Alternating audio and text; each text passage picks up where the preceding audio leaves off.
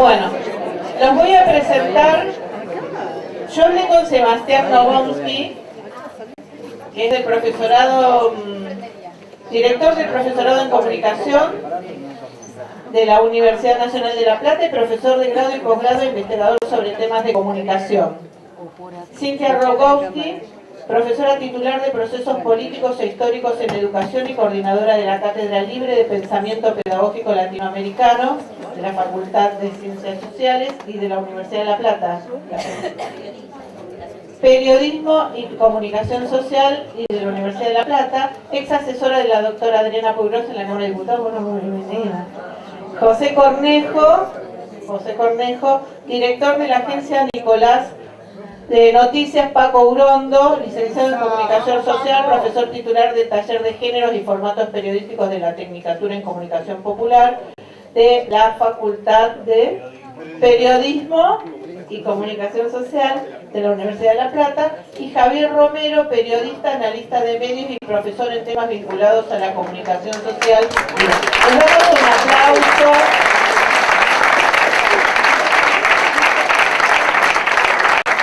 Muchas gracias por estar con nosotros. Muchas gracias.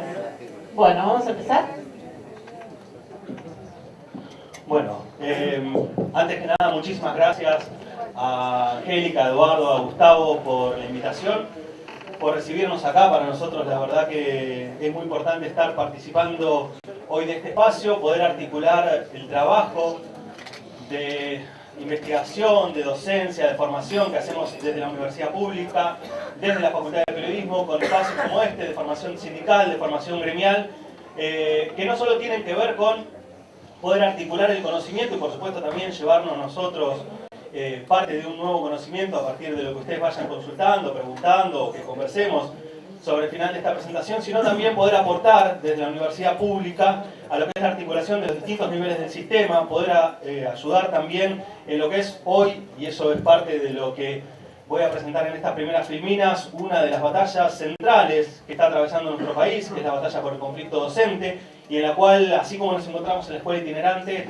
juntos, digamos, ahí haciendo fuerza para seguir adelante. Este es un segundo paso, y por eso también traigo el saludo de Florencia Saintut, la decana de nuestra facultad, que bueno, hoy no podía estar presente, pero por supuesto la próxima va a estar con nosotros y nos está acompañando.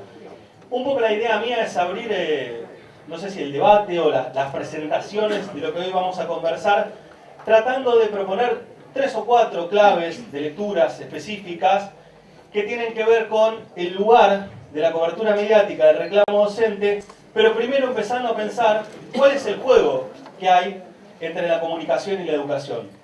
¿Cuál es el juego que hay entre, para un primer reduccionismo, entre la escuela y los medios masivos de comunicación? Porque esta es una vieja historia. Digo, la disputa por la cobertura que hicieron los medios, o que están haciendo los medios, del reclamo docente no es nueva, y ahí por ahí Cintia nos va a abordar algunas cositas más, pero también es una, digamos, es una tensión que tiene otros orígenes, no solamente lo que es particular de este momento histórico. En principio yo me voy a poner un poquito más maestro, más docente, digamos, y por ahí después vamos a ir a cosas seguramente más entretenidas que la mía, pero me parecía importante empezar pensando esto, ¿no? Los medios como formadores del sentido común, y de alguna manera los medios como soporte simbólico de un proyecto neoliberal. Es decir, los medios masivos de comunicación, acá los vamos a pensar también como interpeladores sociales. Los vamos a pensar como espacios desde lo cual, y esto es una tradición que tenemos en la facultad, los estamos pensando como educativos. Eso por ahí en un ámbito como este suene complejo, pero nosotros trabajamos en una línea en la cual los medios forman sujetos y producen sentidos. Es decir, los medios ocupan un rol en la sociedad en el cual constituyen la subjetividad de los jóvenes, en la cual interpelan a nuestros niños, están cada vez más presentes en nuestra vida cotidiana. Por esto que yo pongo al final, se replican en las redes por las tecnologías de la información y de la comunicación. Digo, los que tenemos hijos más chiquitos sabemos que los medios ya están metidos incluso a través de tablets o teléfonos hasta en los niños más chiquititos. Por lo tanto, la vieja discusión, por ahí de los años 80, de los medios como aparatos ideológicos del Estado, como ese gran hermano que miraba todo, pero que tenía una limitación cuando se apagaba el televisor, ya no pasa. Ahora estamos en una nueva era, es una era de las multipantallas, es una era en la cual se apaga una y se encienden 5. ¿no? Digo, en todos lados está pasando lo mismo. Por ejemplo, el problema de la conectividad. El problema de la conectividad, antes había una computadora conectada por persona. Hoy en la facultad tenemos el inconveniente que los alumnos en muchos aspectos se ven que no pueden navegar porque todos tienen.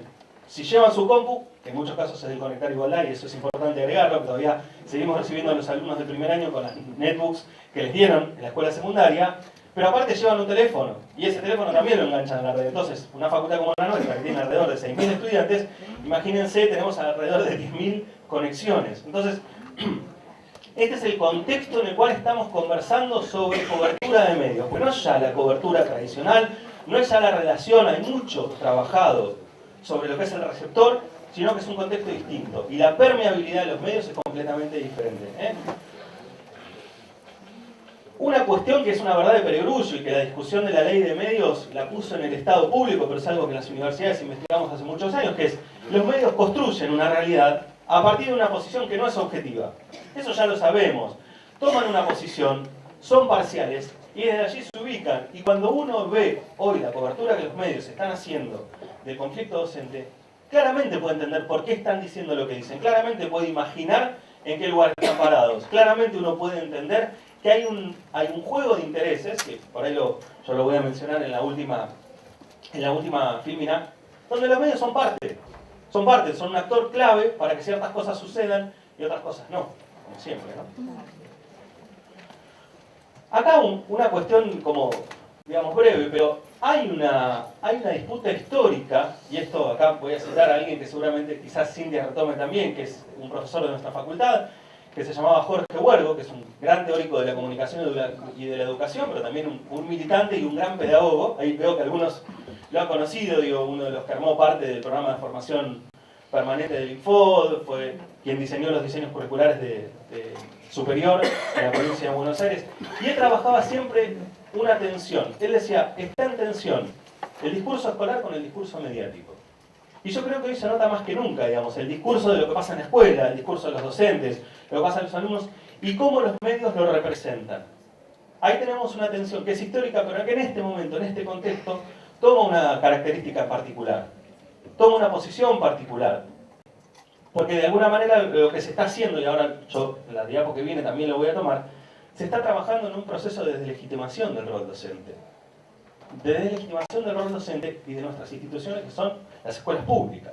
Digo, y ese es un movimiento muy importante que está sucediendo, y en eso los procesos de deslegitimación, los procesos que horadan una identidad, como la identidad del ser maestro, del ser docente, son procesos simbólicos. Entonces en eso los medios tienen un rol fundamental porque construyen parte de nuestra realidad. La parte, digamos, simbólica de nuestra realidad, que no es tangible porque no la puedo tocar, pero es tan importante como la otra porque nosotros somos seres culturales que vivimos inmersos en ese campo. 4 cositas muy breves para pensar el rol de los medios, y yo puse en la demonización de representantes populares, porque me parece que lo que está pasando en los medios masivos de comunicación en relación al reclamo docente, si uno lo mira un poquito más arriba, no pasa solo con los representantes de los gremios docentes, con los maestros, pasa con, en general, los referentes de sectores populares, sean sindicalistas, sean referentes sociales o políticos, digo, desde la misma estigmatización de Milagros Salas como referente social que uno pueda pensar, o de distintos referentes políticos, o de figuras gremiales, digo, podemos nombrar a Baradel, pero muchos otros. Es una operación bastante similar que contiene, primero, una estigmatización. Son todos iguales, ¿no? Entonces, buscamos uno que no nos guste y ponemos una cadena de equivalencia, decía recién Cintia, y los hacemos equivaler todos. Son todos lo mismo. Segundo, desprestigio de su historia y de su trayectoria, ¿no? Es una forma también de quitarle la posibilidad de tener legitimidad, ¿no? Esto de si fue o no fue docente, si trabajó o no trabajó en tal lugar, o en tal, ¿no? Tercero, personalizar el problema por sobre el colectivo. Se la pasan discutiendo en los medios masivos de comunicación sobre nombres, sobre personas, sobre carreras políticas. Y lo que tenemos es un problema salarial. Lo que tenemos es un nuevo esquema de distribución de la riqueza. Lo que está en pugna en este país es un problema de distribución de la riqueza. ¿Quién se va a quedar con una parte de la riqueza y quién no? Porque siempre que hay uno que gana, hay uno que pierde. Las figuras puntuales, las personas, sirven para lavar lo que pasa por abajo, que en realidad es esta gran tensión que tenemos hoy, en los últimos, por lo menos en el último año y medio. Y por último, que es retomado, pero que yo creo que complementa, no es una cuestión netamente mediática, pero me parece que complementa la estrategia, tiene que ver en casos personales con las amenazas y en casos colectivos con la represión. Que yo creo que son dos aparatos también disciplinadores y que hay que ver también, con mucho cuidado, cómo esos hechos de la realidad en sí son representados por los medios.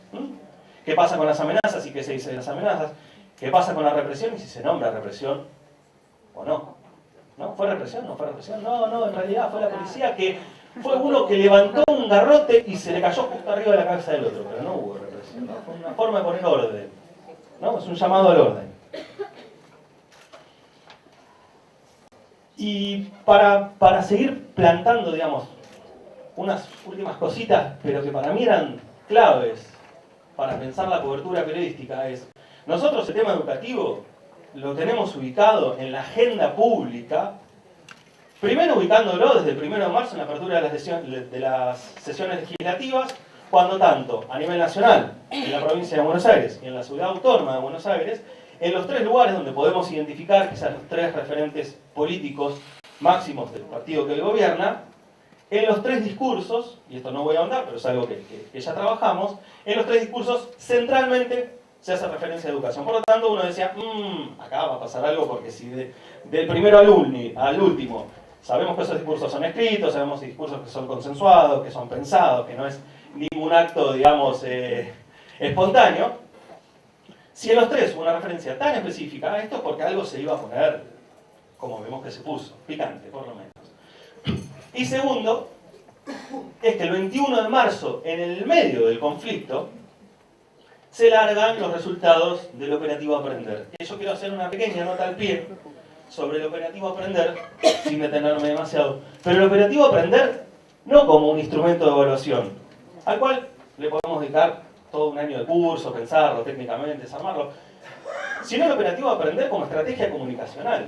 Los que somos comunicadores vimos rápidamente que en el medio de la discusión sobre la dignidad del salario docente nos viene a decir que docentes en nuestro país son un desastre porque acá hay un montón de números que lo dicen y que las escuelas no sirven y que es una terrible inequidad de aquel que puede ir a la escuela privada versus aquel que tiene que caer en la escuela pública.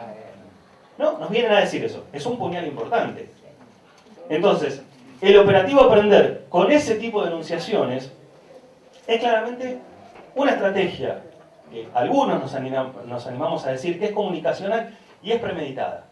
Es crónica de una muerte anunciada. Cuando presentaron que se iba a hacer el Aprender, ya se decía, ya vamos a ver los desastrosos resultados que nos va a dar. Cuando nosotros tenemos, por ejemplo, todavía la duda, y no es que uno reivindique ahora las pruebas PISA, pero tenemos todavía la duda de qué pasó con las PISA 2015. Si es real que estaban metodológicamente mal hechas, o los resultados daban en favor de nuestro país y los ocultaron. Eso es algo que gente de muy buena fuente, incluida Adriana Puigros, Eduardo Silión y otros referentes del campo educativo, es lo que sostienen y aparte fueron los que fueron parte del desarrollo de esas pruebas. Por lo tanto, acá nos vamos a quedar siempre con duda. Por lo tanto, digo, yo no me voy a meter técnicamente con el operativo Aprender, pero sí como estrategia comunicacional donde ahí me siento más cómodo. Y la operación tiene dos cosas que son muy sencillas de ver. Primero, la escasa información y la arbitraria información que se fue largando. Recién hace poquito que hay un informe un poquito más detallado. Lo primero que hubo es, yo lo trabajé, hicimos con Gladys, que está acá presente, una nota periodística sobre el tema. Digo, había dos hojitas. Y el primer párrafo decía los resultados. No lo voy a citar de memoria porque no me lo acuerdo, pero básicamente era los resultados dan claramente una diferencia sustancial entre la educación privada y la educación pública. Y todo el argumento que se veía era cómo reventar la educación pública porque los resultados eran peores que la privada. Digo, y eso, los que construimos discursos y sabemos un poquito de que eso siempre tiene una intencionalidad, sabemos que de todo un operativo de evaluación con 56.000 escuelas, con no sé cuántos docentes, no sé cuántos alumnos, seguramente hay un montón de cosas para decir. Si yo lo primero que elijo decir es que la escuela privada es mejor que la pública, ahí yo tengo una intención. Eso está claro. Eso está muy claro. Y la otra cuestión de que fue un operativo comunicacional es que si uno leía la nota de Infobae sobre el operativo Aprender, encontraba más información que el propio portal del Ministerio de Educación de la Nación. Por lo tanto, filtraron primero información a los medios y después la hicieron pública por las vías oficiales. Eso implica también que lo que más les interesaba en ese contexto era que la información circule mediáticamente, porque sabemos que los portales del Ministerio de Educación los consultan. Los consultamos, los docentes, los que trabajamos en investigaciones, o el resto del público no. Digo, para cerrar, 3 cosas chiquititas, como para dejar picando más adelante, y seguramente voy a ser mejorado y complementado por el resto de los compañeros que me acompañan, pero es 3 reflexiones chiquititas para ver de qué estamos hablando o de qué podríamos estar hablando. Ni siquiera son afirmaciones, son reflexiones posibles. Primero, que el conflicto docente podemos pensarlo como un conflicto que disciplina la clase trabajadora. Y que los docentes son los trabajadores que se busca poner en el lugar para ejemplificar al resto, que hoy se acabó la época de paritarias abiertas, no las tenemos a nivel nacional, que se ponen techos salariales a los cuales veníamos acostumbrados mucho más arriba. Digo, es una medida, podemos pensarlo, digo, o por lo menos yo intento reflexionar alrededor de esto, como una medida para la clase trabajadora, no solo para los docentes. Por eso también la importancia de la discusión. Porque lo que está en juego no es solamente el salario docente, sino la forma de distribución de la riqueza, o por lo menos de una parte de ella.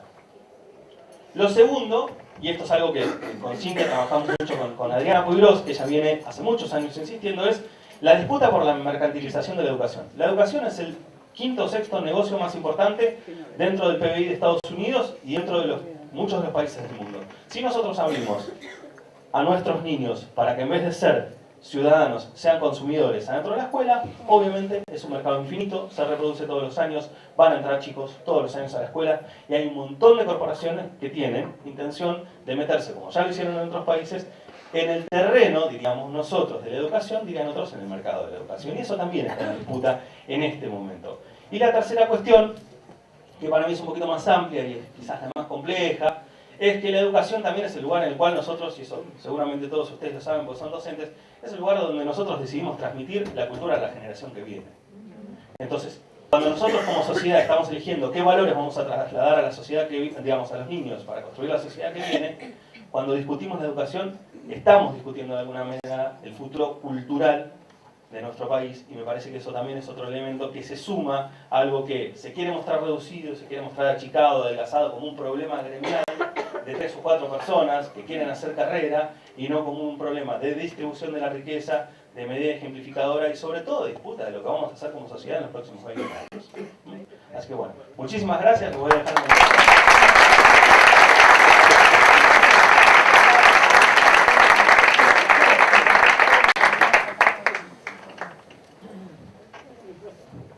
No tengo problema. Bueno, muchas gracias por la invitación. Muchas gracias a los compañeros de UTE, que siempre, por lo menos con nosotros, con la agencia Paco Brondo, siempre han sido muy generosos. Matías, el compañero secretario de prensa, a Mariano, que lo tengo que ver, que le vengo prometiendo una visita desde la represión en Congreso. Muchas gracias a la Facultad de Periodismo, por supuesto.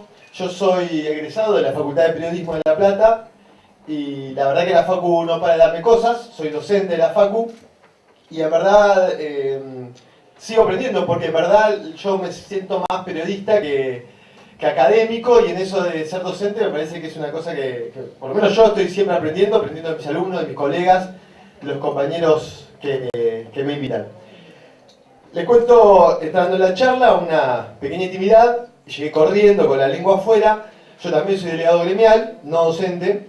Y bueno, estamos en un momento en llamas, ¿no? Con la discusión de la paritaria, el Estado está prendido a fuego. Y en verdad, la batalla central, la madre de todas las batallas, lo que se llama, es la que están librando ustedes.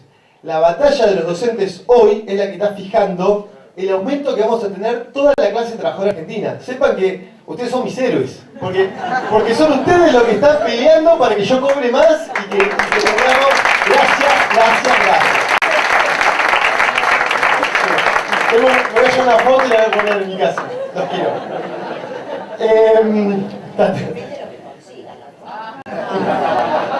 Vamos a evaluarlos también. Así que bueno, la verdad que la situación gremial está muy picante y también sirve para pensar el tema de comunicación. A mí me gustó mucho la introducción que hacía Seba, porque no tenemos que pensar la comunicación. Yo creo que yo me siento parte del gobierno anterior, soy kirchnerista, así que hablo en primera persona. Yo creo que como kirchneristas nosotros en algún momento entendimos la batalla comunicacional como despegada de la lucha de clases y la lucha del bolsillo. Y me gustó mucho la presentación que hacía Seba porque él ataba la batalla cultural, ataba la cuestión simbólica, la construcción de sentidos y la problemática de lo docente y la escuela a la plata, la discusión por la plata. Debemos pensar la discusión mediática, cultural, educativa en función de la plata. Si nosotros atamos eso, entonces se abren una serie de discusiones donde podemos interpelar a nuestro pueblo y hacernos entender. Si nosotros quedamos encerrados en una batalla contra solamente un monopolio, por malo que sea este monopolio, quedamos atrapados. Es una interna de clases dominantes. Me parece que es el giro que aportaba Seba, realmente lo aplaudo. Les cuento un poquito qué es la agencia Paco Urondo, que he tenido la suerte de ser el director. Es un laburo que lleva casi 13 años. Es una agencia de noticias digital en la web. Nosotros además hacemos radio, hemos tenido experiencias televisivas, hemos estado en papel en alguna época, ahora posiblemente volvamos. Es una agencia que conformada por compañeros militantes y que nos hemos especializado en cubrir política. Nosotros trabajamos el tema de la política. Y con un perfil generacional, que en el principio fue el mío, ¿no? Yo tengo 38 años, como Seba, terminamos en Bahía Blanca el mismo año. Sí, hay que decirla. Pero quiero para explicarles el perfil de la agencia y los últimos tiempos, y al calor de la batalla comunicacional y el esfuerzo que han hecho las universidades por concientizar esta problemática, hemos tenido un aluvión de militantes mucho más jóvenes, de alrededor de 25 años, como la compañera que está sacando fotos atrás, Ludmila. Tenemos, digamos, y sobre todo mujeres. Una cosa muy interesante de este proceso de politización es la enorme cantidad de mujeres, que algo también pasa en el gremio docente, ¿no? Hay algo en torno a las viejas maestras que iban a las escuelas que hoy se refleja en las pibas que van al obelisco y muestran las tetas. Digo, hay una relación directa entre la politización que se está dando y el cielo por asalto que están tomando las... Tienen la culpa, sí. Sí, hay una relación directa en el cielo por asalto que las mujeres están tomando de la política. Las mujeres están, y nosotros lo vemos en términos de militancia y participación política. La presencia es infernal. Con un ímpetu que nosotros no tenemos, nunca haríamos una cosa equivalente. Bueno, esto es la agencia Paco Urondo, es una agencia de noticias, de política, nosotros hemos trabajado mucho lo que en Argentina se entiende como política juvenil, que es un término bastante vago, pero que entendemos que hoy es uno de los sectores más dinámicos y que creemos que está llamado por la lucha de clases en la que nos encontramos, a tomar creciente protagonismo. Entren en la agencia, miren los contenidos de que va. Los últimos 2 años, gracias a Presidente Miau, hemos tenido un gran crecimiento de visitas y de lectores. Pasamos en Facebook, acabamos de pasar ponemos un stand-up, ¿no?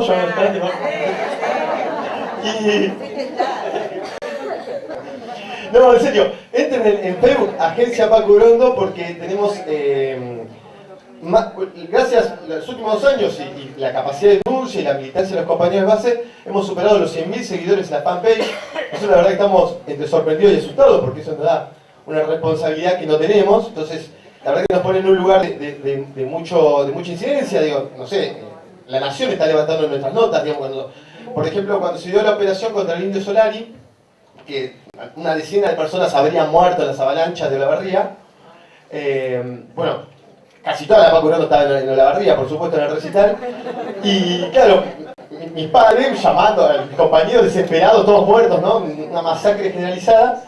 Y bueno, nosotros fuimos porque tenemos algunos contactos en común, uno de los primeros que publicamos una carta de descargo del Indio Solari, que en realidad no fue ex post, sino fue ex ante, digamos, había ocurrido antes, la mandó una amiga, porque el Indio Solari sospechaba que iba a haber operaciones de este tipo.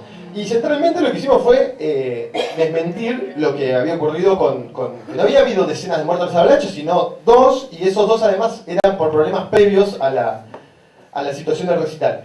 Pero lo interesante, que después seguimos trabajando el tema, fue que el primero que publica la nota con 7 muertos, que después la cadena de la desinformación va multiplicando, es Telam. Como nosotros tenemos compañeros de Telam, porque somos una organización militante y tenemos algunos compañeros totales de Telam, lo que pasó en Telam se descabezó la conducción. La nueva conducción son periodistas de segunda categoría de perfil de Clarín, de La Nación. Sus jefes, que lo siguen siendo, en Clarín, en La Nación, Perfil, le dicen, ustedes saquen primero esto y nosotros después lo levantamos. Mandaron a Telam, la empresa estatal, a mandar pescado podrido, como decimos en nuestro gueto periodístico, y queda quemada la empresa estatal. Es el fenómeno de vaciamiento de empresas estatales, como ya ocurrió al final del alfonsinismo, con el menemismo y ahora con el macrismo, pero en la versión periodística. Es Telam la que pagó el costo de una barbaridad que incluso fue agencias internacionales, que no vamos a acusar izquierdistas, retaron a Telam, sacaron comunicados repudiando, porque la agencia nacional, que tiene periodistas, por supuesto, en la barria, no puede publicar sin chequear la información. Con esto les planteo un punto que son algunas observaciones. Yo les decía, vine corriendo, así que no pude preparar mucho mi exposición, pero les cuento la exposición, un breve resumen de mi exposición en el Instituto Patria hace 2 semanas atrás.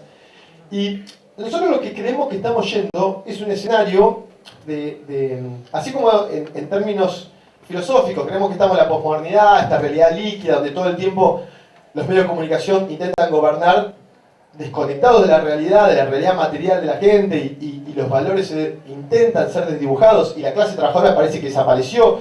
Ante esa ofensiva, en términos comunicacionales lo que se construye es una posverdad. La posverdad es lo que los medios publican, que no necesita ser chequeado, porque los mismos medios la validan republicándola. Entonces, digamos, ¿qué? Telam dijo 7 muertos, no fueron 7, fueron 10, dice Infobae. ¿Qué 10? Más. Y entras en una lógica donde no importa cuántos muertos hubo. Es una posverdad, es una realidad donde los medios se multiplican entre sí, y si lo dijo Telam y si lo dijo Clarín, empieza a ser verdad.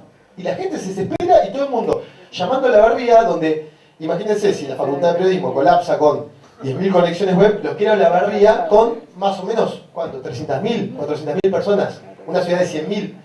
Bueno, la verdad que me parece que vamos a un escenario donde, en términos periodísticos, en términos de la agencia, lo que nosotros hemos encontrado, y que también se refleja en términos de política, es si la posmodernidad termina siendo conservadora, lo revolucionario es volver a la modernidad. En comunicación, lo revolucionario es chequear la información. Che, se murió alguien, ¿no? Como, a ver, pero ¿esto de dónde sale? Digo, yo creo que hoy, les decía el otro día en el Patria, que justamente lo hicimos con la compañía de Florencia Centur, que vino a acompañarnos. Florencia siempre nos apoya, una genia absoluta. La verdad que chequear información hoy es revolucionario. Digo, ustedes vean, pregúntenle cuando los alumnos vienen y plantean algo, ¿eso de dónde salió? Lo publicó Telam, Clarín, lo que fuera. Bueno, Clarín, ¿qué fuente citaba? Miren la nota de Clarín, es fuentes consultadas por Clarín, piripipí, y no te enterás nunca. Digo, me parece que en ese plano, digamos, nosotros encontramos que hay una cosa muy, muy valiosa, y hemos metido muchos goles informativos en términos de chequear, digamos, lo que existe. Eso, un punto. Y el segundo punto, que es la característica central nuestra, y que nos sentimos bastante orgullosos, es que ustedes habrán visto que muchos medios que eran compañeros, kirchneristas, que apoyaban al gobierno anterior, desaparecieron, explotaron o cambiaron de sistema de alianzas después de la salida del gobierno. Nosotros no solo continuamos, para nosotros el 11 de diciembre del 15 fue exactamente igual que el 9, sino que además crecimos mucho, por todas estas razones que les contaba recién. Y esto porque nosotros somos una organización política. Digo, tenemos que volver a reencontrarnos con la organización política. Nosotros somos una organización política que chequea la información. Y tenemos, así llegamos a 100.000 seguidores en Facebook. Digo, piensen esto, digamos, los sindicatos están recontra bombardeados, pero es una organización política. Tenemos que organizarnos, porque si no nos pasa por arriba. Porque tienen toda la torta, y tienen los medios, y te construyen como feo y malo. Y yo escucho de Baradel, con el cual tengo una pequeña relación personal, cosas insólitas. Los argumentos eran el pelo de Baradel. ¿Lo vieron? El pelo de Baradel era un argumento político central en la discusión paritaria del salario en Argentina. ¡Wow! ¡Wow! ¡Wow! Además que tiene buen pelo, ¿no? Lo vieron a Roberto, tiene buen pelo. Es raro. No. Sí, yo. No, pero acá, ojalá tuviera el pelo de Baradel. Digo, a lo que voy es esto. Digo, tenemos que construir, nosotros somos una organización política que chequea información. Bueno, el sindicato es una organización política que defiende a los trabajadores. Tenemos que concientizarnos de la importancia. Obvio que ellos no quieren que nos organicemos, pero que si no nos pasa por arriba, es una cosa insólita. Específicamente con la excusa que me invitaron, que va a ser mi modo de cierre, es la cobertura de la represión docente. Ahí le cuento dos cositas. La primera es, nosotros, bueno, irresponsablemente fuimos a cubrir la represión, porque bueno, entendemos que nuestro compromiso, a Ludmi, que está allá atrás, le tocó la segunda parte, la de los docentes presos en la comisaría, y la verdad que fuimos, creo que el término técnico es hipismo, fuimos con todo el hipismo de cómo cubríamos las movilizaciones con el kirchnerismo. Nos encontramos con una cosa, pero aparte, digamos, el macrismo, que es una fuerza política mediática, yo creo que además buscó pegar de más, porque, digamos, la imagen que buscaba disciplinar, digo, pegó en Plaza Congreso, en el centro de la ciudad, rodeado de fotógrafos, pegó docentes en el piso. Digo, son imágenes, por lo menos en mi experiencia política, por supuesto uno puede encontrar algún capítulo represivo en el marco del kirchnerismo, porque todo Estado tiene un plano de monopolio de la fuerza, pero son imágenes que en Plaza Congreso, una represión así, no sé, mis movilizaciones de 2001-2002, la verdad que tengo que remontarme 15 años atrás. Gas pimienta, bueno, tuve una situación de mucha violencia, pero muy mediatizada. Esto es lo que quiero subrayar, es mucha violencia, pero a diferencia de otros gobiernos que pegaban a escondidas, estos te pegan en cámara, quieren mostrar que te pegan. Entonces, digo, me parece que también hay que pensar eso comunicacionalmente, es disciplinador. Digo, yo quiero ordenar la paritaria, digo que el pelo banadel es feo, pero si no funciona, que podía no funcionar, digamos, estaba en un escenario, les voy a pegar. Y sepan que esto es aleccionador. Bueno, nosotros fuimos a cubrir, la verdad que nos encontramos con un escenario donde la compañera que cubrió, ella no, porque bueno, es una temeraria, pero los que no estábamos ahí nos asustamos mucho. Las organizaciones políticas tenemos que pensar mecanismos de seguridad, mecanismos de cuidarnos, digamos, el registro de los compañeros que van a las movilizaciones y dejan de ir. El gobierno va a seguir repartiendo la plata de abajo hacia arriba y de arriba hacia afuera, con lo cual, cuando no hay pan, hay palos. Va a haber, yo no quiero ser el de las malas noticias, el pitufo mala onda, pero la verdad que lo más probable es que el ajuste siga después de las elecciones. El gobierno ya dijo en el programa de Telegram públicamente que el tarifazo va a aumentar, y esto es un secreto que queda entre nosotros, les voy a contar. El dólar alcanzó los 15 pesos en febrero del 16, en febrero del año pasado. Hace un año y medio que el dólar está congelado. Muchachos, no existe. Eso no existe. Eso pasaba en convertibilidad. Digamos, con lo cual, después de las elecciones, al tarifazo se va a sumar la devaluación. El gobierno no va a responder con rosas, digamos, la respuesta popular que se va a dar. Nosotros ya tuvimos en marzo, conducido por ustedes los docentes, un nivel de movilización de la hostia. Bueno, ese nivel de movilización se va a reflejar después de las elecciones. Yo creo que vamos a ganar, pero aunque perdamos, el bolsillo manda, vamos a salir a la calle. Entonces, el aparato represivo va a seguir. Tenemos que mejorar nuestros mecanismos de seguridad, los periodistas, los sindicatos. Los sindicatos tienen que cuidarnos a nosotros, porque la verdad que somos ultra perejiles y no tenemos la estructura que tienen ustedes. La verdad que vamos a un escenario donde cuidémonos, desarrollemos mecanismos de seguridad olvidados, porque vamos a un aparato cada vez más picante. La palabra de Sebastián que recupero. Así que bueno, con este cierre para abajo, sí, les dejo la respuesta. Pero sí me parece esto, digamos, seamos pillos, digamos, ante lo picante del escenario, lo vamos a tratar con organización política y poniéndonos pillos. Festejo este encuentro y agradezco que hayan escuchado mis palabras. Gracias.